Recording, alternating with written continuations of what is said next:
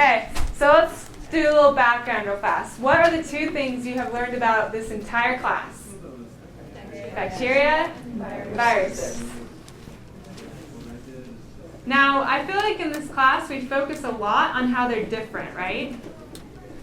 That's pretty much all this class is. How are they similar?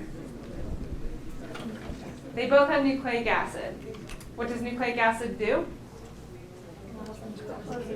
Yeah, it's the recipe. It allows them to replicate. So for a really long time we thought, okay, if something needs to make you sick, it needs to replicate, right? Which means it has to have nucleic acid.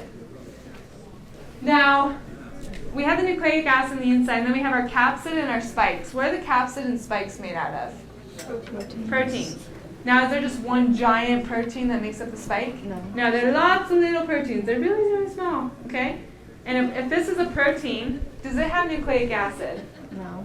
No, it's just a protein, okay? Do you think a protein could make you sick?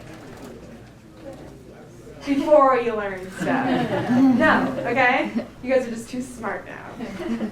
So no, you think proteins can't make me sick, they have nucleic acid. If one gets in you, it can't replicate because it doesn't have nucleic acid. Wrong. Mad cow disease, is it caused by a bacteria or virus? Neither. What is it caused by? A prion. And a prion is an infectious protein. It's a protein that makes you sick. So you think, remember when I drew with the ribosome, that polypeptide chain coming out of the ribosome? Do you remember that? What's the difference between a polypeptide chain and a protein?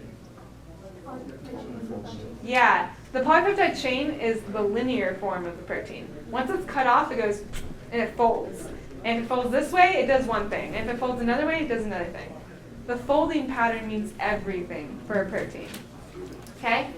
So you guys don't think prions are bad. You guys have millions upon millions of them in your brain right now. And they're good. They're all folded properly.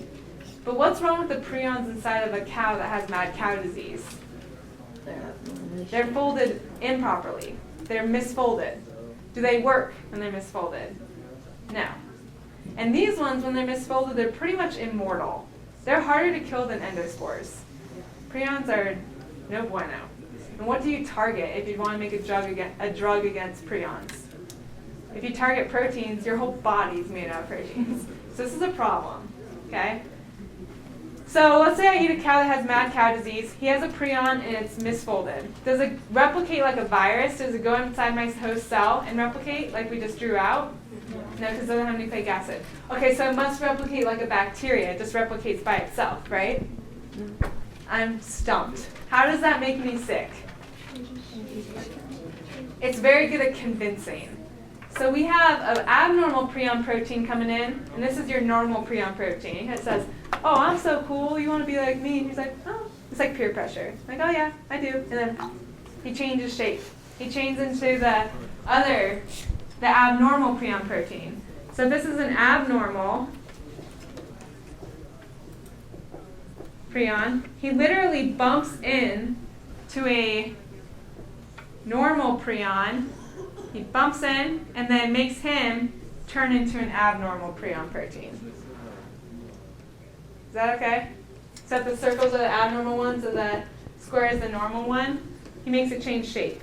Now, that prion protein will go bump into another, and they keep bumping into each other, and what happens to your brain? It turns into Swiss cheese, literally. You get holes in your brain. You know what happens when you have Alzheimer's? The same thing. But Alzheimer's isn't caused by a prion, but prions pretty much do the same thing to your brain that Alzheimer's does. Plaques, yeah.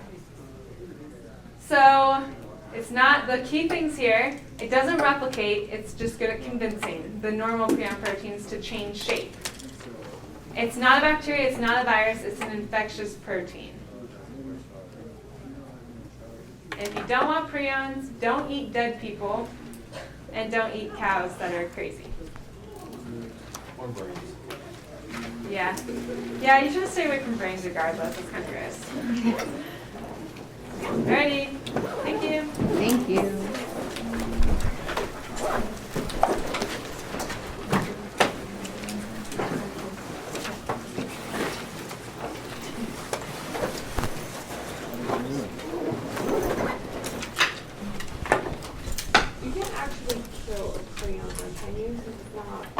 You can, but if you boil endospores for 3 days, it won't even kill them. Imagine how hard it is to kill prions.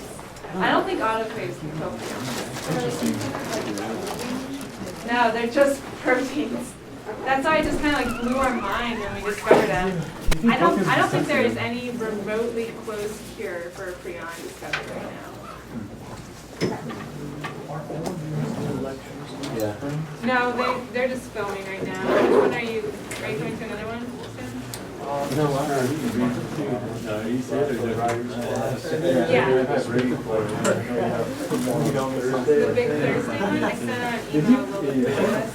The one on Thursday from 6 to 8 is in Rocky 172. That one has like Yes, it really was. And then, I kind of found this by accident. oh, did you? Yeah, usually and then if we're going to a room, I'll take you to the room. On Thursday from 6 to 8, it's in Romney 172. So one last one was specified, it sits in here. Yeah, well, not in here, meet out there, and then we'll go somewhere. Yeah. Yeah. They just we met here and then walked in here. But the one, I don't know if you checked your email yet, but I sent out an email for that one. That's the one that everyone goes to, and there's no way it's gonna be here. Yeah, you're welcome.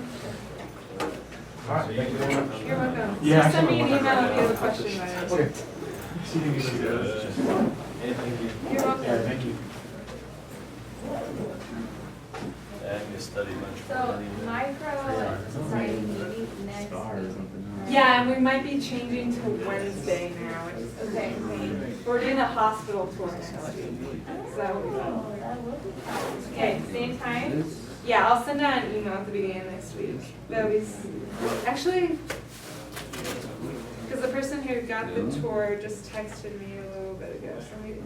But I think she messed it up. I think she got it for Tuesday, and I told her not to do that. Oh, no, she didn't. So Wednesday at 7. So we'll probably, yeah.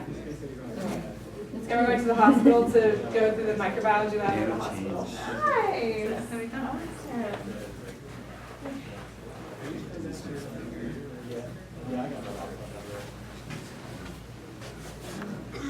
You need me to unplug it? No, I'm just going to turn it off.